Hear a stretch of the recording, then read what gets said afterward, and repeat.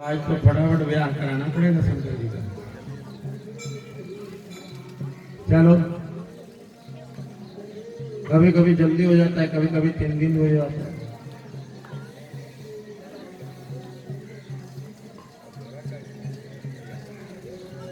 आज तो हमारे भृंगीगण पीछा ही नहीं छोड़ रहे हैं। वो कह रहे महाराज पूरी कथा सुन के जाओ। आज एकादशी है।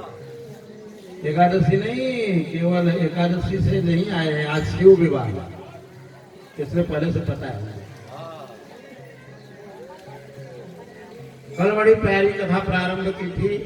कथा का संक्षेपण ही करेंगे, विस्तार ज्यादा नहीं कर पाएंगे।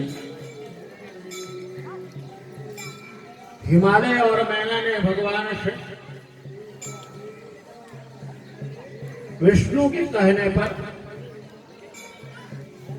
भगवती की आराधना प्रारंभ की और लगातार आराधना करने पर भगवती प्रसन्न हो गई। भगवती ने उनको दर्शन दिया और दर्शन दे करके उनको समझाया कि मैं आपके घर आऊंगी, लेकिन एक बात ध्यान रखना कि मेरा ब्याह केवल भगवान शंकर के साथ होगा और किसी के साथ करना मत, क्योंकि मेरे आने के बाद आप मोह में पड़ जाओ और उसके बाद सोचोगे किसी और लड़के के साथ करेंगे तो मेरा ब्याह कहीं और होने वाला नहीं। इधर भगवती ने आशीर्वाद दिया कि केवल मैं ही नहीं आऊंगी, मेरे आने से पहले पहले आपके 100 बेटे जन्म लेंगे। सदपुत्रा संभविष्यन्ति। हे मैना, तुम्हारे गर्भ से 100 विशाल पुत्रों का जन्म होगा। उन्हीं में ये मैनाक इत्यादि है, अर्बुद पर्वत है, ये सब उन्हीं के पुत्र हैं। और 100 पुत्रों के बाद मैं आऊंगी, तो एक एक बेटे का भी समय लो तो कितना साल लगेगा, गिनती कर लेना। 100 साल तो लगना ही है, क्योंकि एक एक बेटे इकट्ठे आए, उनमें जुड़वा कोई नहीं था। अब 100 साल में तो आदमी बात को भूल जाता है। बात आई और गई, लेकिन इधर देवता लोग माता की प्रार्थना करते रहे, हे माता, आपको समय पर अवतार लेना है, आप अपने वचन को सत्य करना। भगवती ने हिमालय और मैना को स्वप्न में दर्शन दिया कि हिमालय और मैना, अब आप सावधान हो जाओ, मैं आपके घर आने वाली हूं।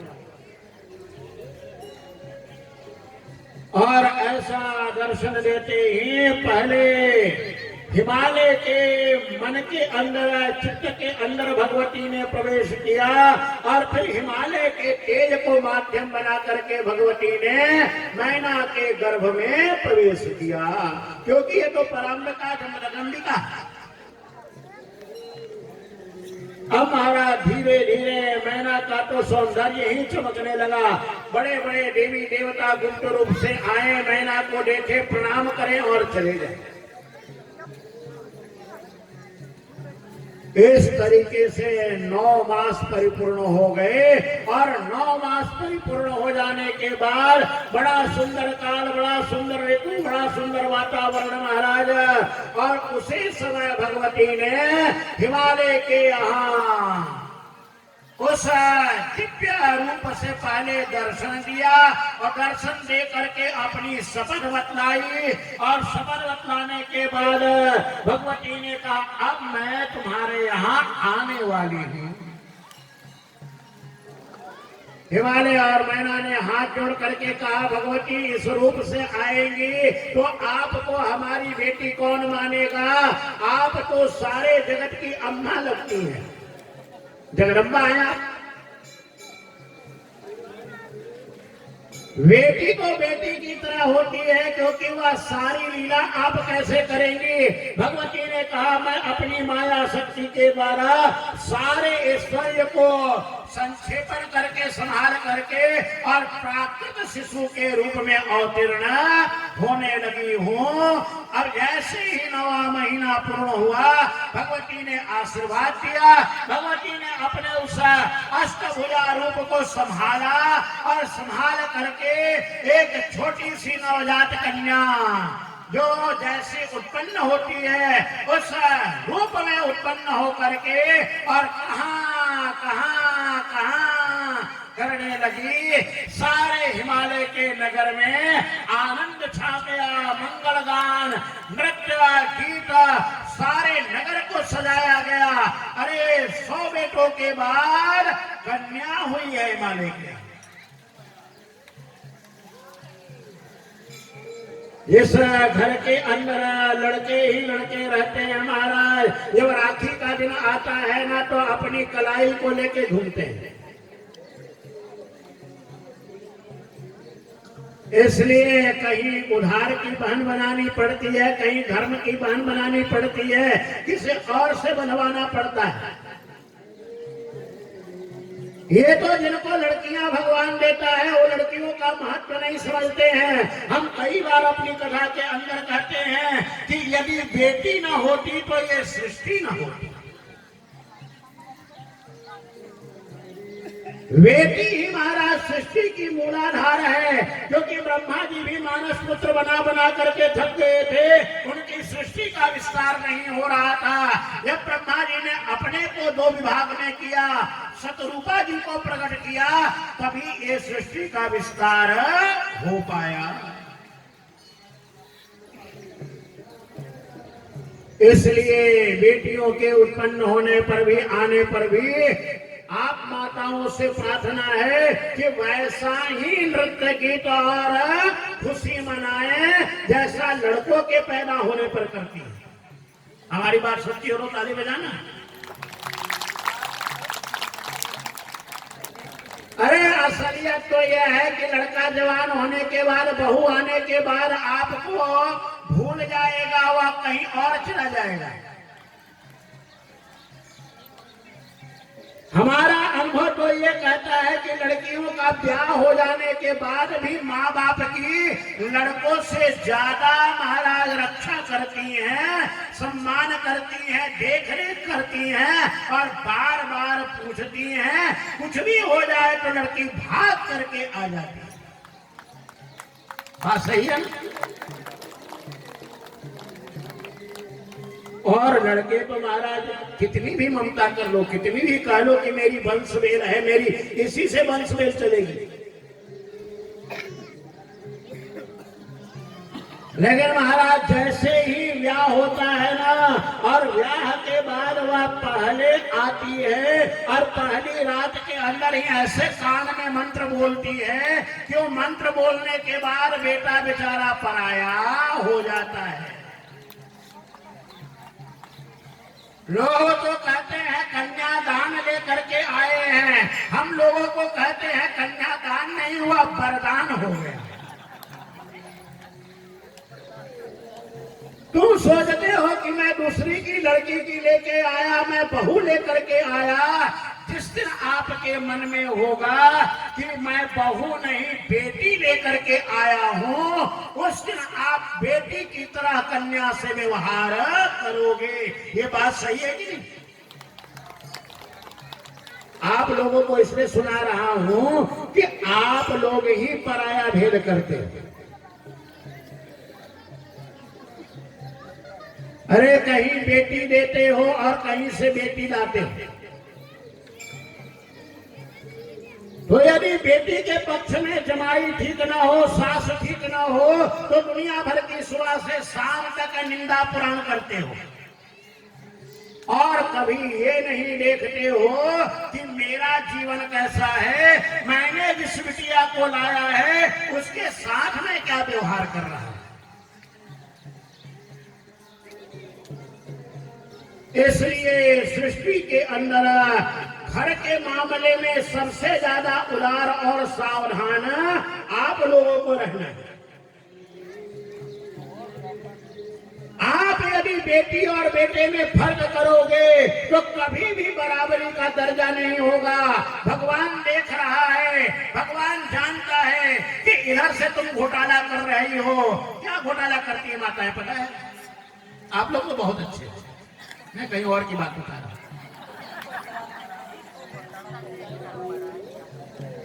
अरे देखा है मैंने आंखों से कि बेटे को तो चुपके से गिलास में मलाई वाली दूध देती,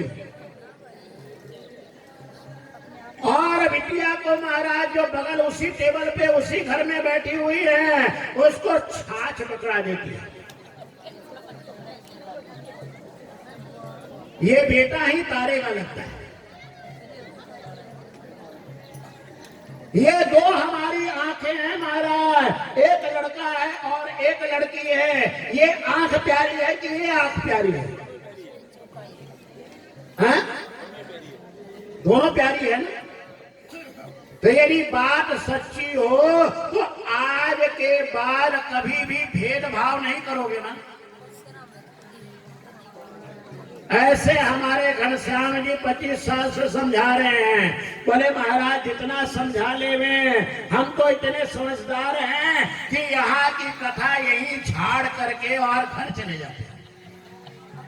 बड़े चतुर हैं।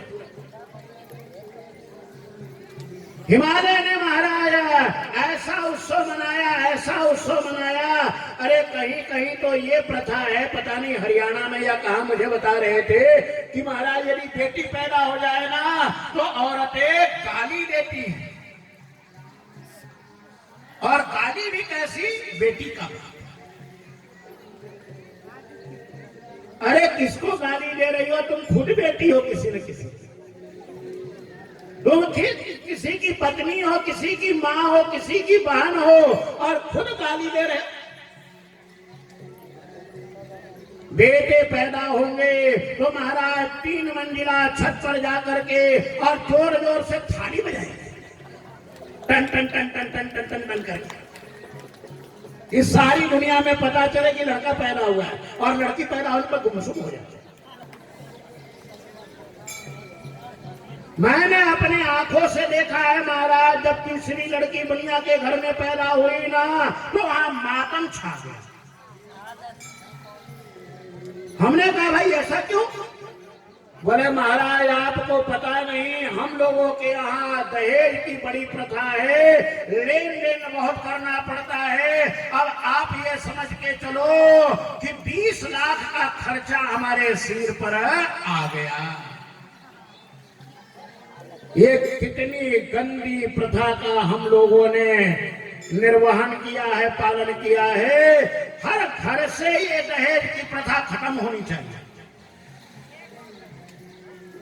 और हम तो कई बार लड़कियों को समझाते हैं कि जो लड़का जो है ना लड़की लाते समय और ब्याह करते समय दहेज मांगे ना, उसका ऐसा स्वागत करो। उस भिखारी को केवल आप भीख देना चाहिए, उस भिखारी को लड़की देना नहीं चाहिए। इस दहेज प्रथा के कारण हमारे इस भारतवर्ष के अंदर महाराज कहने में बहुत दुख लगता है कि कई बार ऐसी परिस्थितियों में कन्याएं आ जाती हैं कि अपना आत्मसंहार कर लेती हैं। अभी हमारे मास्टर जी ने बताया, आजकल तो टीवी देखने का मुझे मौका नहीं मिलता है, कि अहमदाबाद के अंदर एक मुस्लिम की लड़की केवल दहेज के कारण उसने अपने माँ बाप से बात करते करते और तालाब के अंदर महाराज छलांग लगा दी। अरे दहेज मिल जाने से कितना तुम्हारा पेट भरेगा? भिखारियों का कभी पेट नहीं भरता है। इसलिए इस प्रथा को धीरे धीरे समाज से बिल्कुल निर्मूलन होना चाहिए, बिल्कुल समाप्त होना चाहिए। बात सही है कि नहीं? सही है तो ताली बजाओ। जोर से नहीं बजा, इसका मतलब थोड़े मन में। हम कहते हैं बाद में खुशी खुशी अपनी बिटिया को कुछ भी देते रहो, लेकिन शादी ब्याह के अंदर लेन देन बिल्कुल नहीं होना चाहिए। एक बेटी लाओ, एक बेटी दे दो, यही संसार की प्रथा है। हिमालय ने वह उत्सव मनाया, ऐसा उत्सव मनाया महाराज कि 100 बेटों के उत्पन्न होने पर भी उत्सव न हुआ। और 100 बेटों की कलाई अब खाली नहीं रहने वाली है, एक बहन ने सबकी कलाई परिपूर्ण कर दी। बोलो जगदम्बा मैया की। हारा धीरे धीरे जगदम्बा बड़ी होने लगी, नाना प्रकार के जो संस्कार होते हैं वह सारे संस्कार किए गए, सारी विद्या उन्होंने पढ़ी और खेला, नाना प्रकार के अस्त्र शस्त्र सीखे महाराज। पहले सारी विद्याएं सिखाई जाती थी।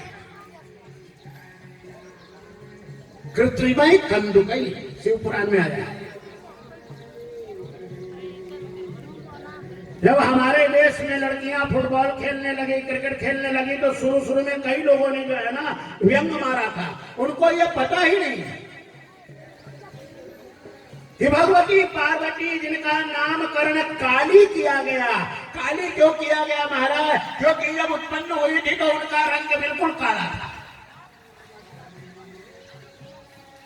बिल्कुल काला था महाराज। भगवान शंकर कैसे हैं? कर्पूर गौरम। और भगवती कैसी है? तो बिल्कुल काली। उल्टा यहां मामला है। संसार में मामला तो ये होता है कि लड़का महाराज बंदर के जैसा भी हो, लेकिन लड़की उसे तो अप्सरा की जैसी चाहिए। अपनी शक्ल नहीं देखता है, बिल्कुल नहीं देखता है। हम लोग कई ऐसे लड़कों को जानते हैं महाराज कि वो कमी निकालते निकालते निकालते निकालते 40 साल के हो गए। हमने कहा भाई ब्याह क्यों नहीं किया? बोले महाराज मन माफक लड़की नहीं मिली। मेरे मन में आया एक झटके, बंदर कहीं का जाके अपनी शक्ल तो देखता नहीं कि नाक कहाँ जा रही है, कान कहाँ जा रहा है, आंख कहाँ जा रहा है, दांत कहाँ जा रहा है, और लड़कियों में कमी निकालता है। अरे भगवान ने ये सृष्टि बनाई है तो किसी को परिपूर्ण नहीं बनाया। किसी की आंख अच्छी बनाई, किसी की वाणी अच्छी बनाई, किसी की नाक अच्छी बनाई। और ये आंख नाक कान कब तक टिके रहेंगे? जो लड़की के सद्गुण है ना वही पूरे जीवन में काम आते हैं।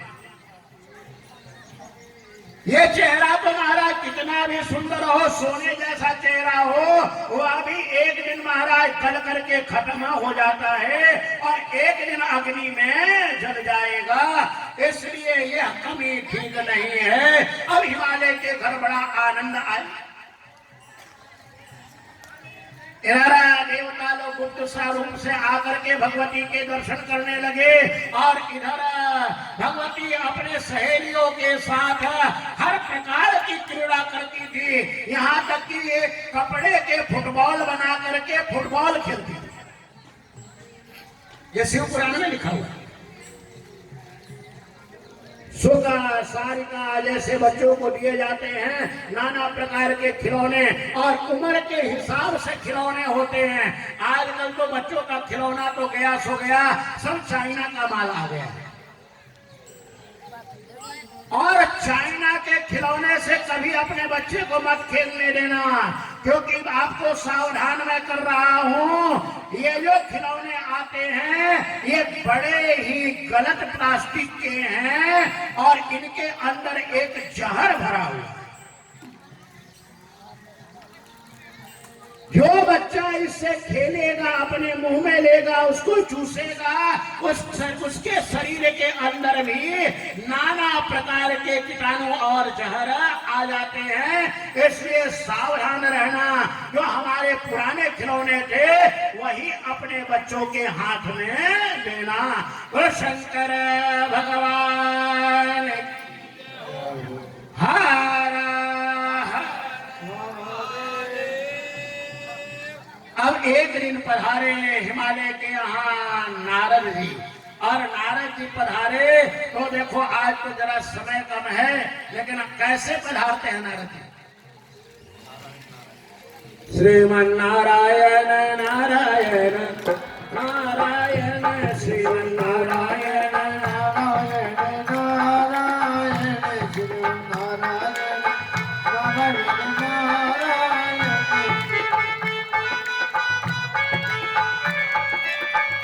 भगले नारायण नारायण